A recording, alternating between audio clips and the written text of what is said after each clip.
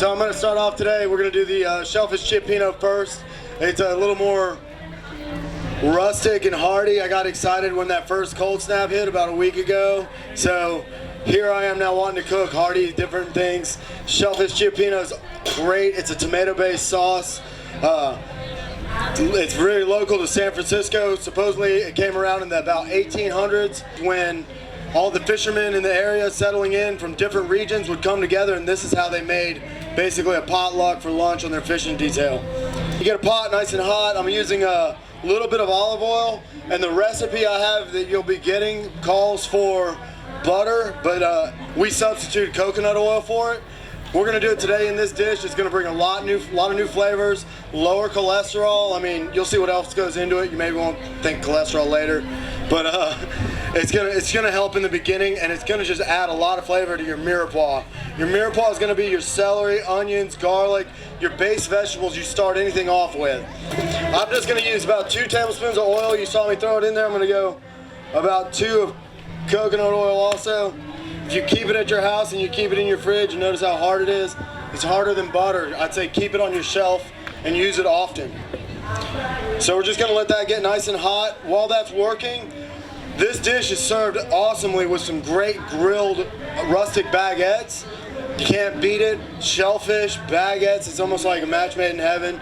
The word cioppino is Italian, so rustic baguette is like meant to be here. I turn the grill on high. You're gonna wanna watch that. I'm gonna hit it with a little bit of oil, salt, and that's it. I just really want it to be nice and clean. I don't want to take away from my plate.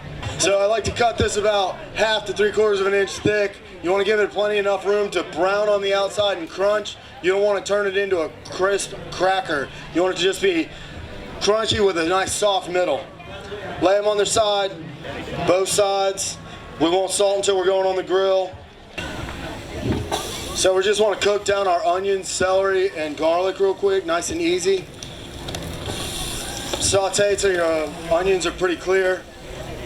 Should only take 3 to 4 minutes. When I see it's about halfway, anytime you're using fresh herbs, go ahead and go into the pan early, because all the moisture that these peppers or the onions and celery are releasing, these are going to pick up and basically hydrate. So let's get our dry herbs hydrated.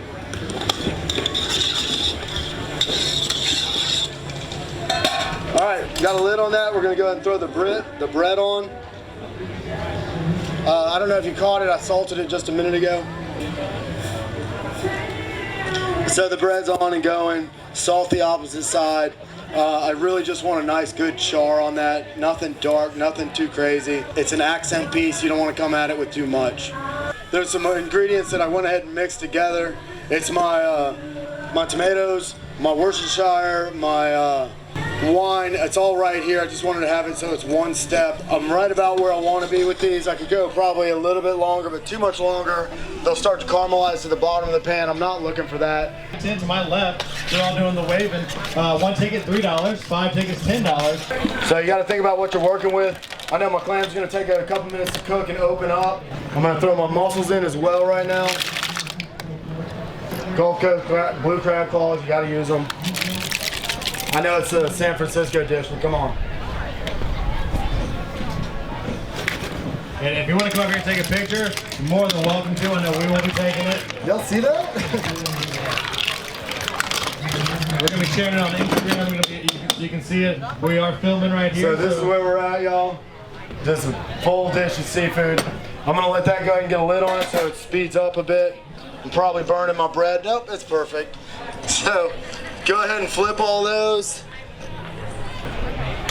And again, if you're just joining us, you do want to follow these recipes, you want to have them at home, we have a QR code. It's free. All right, guys, the clams are starting to pop. That's a good sign. As you see, everything's starting to simmer. Now is when I will come in and add my salt, if I'm going to add any. When you're working with a lot of seafood, seafood comes from the sea. I'm using sea salt. You don't want to over heavily salt. So taste as you go. Cook to what you like.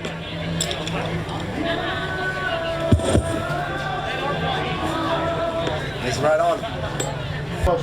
Yeah.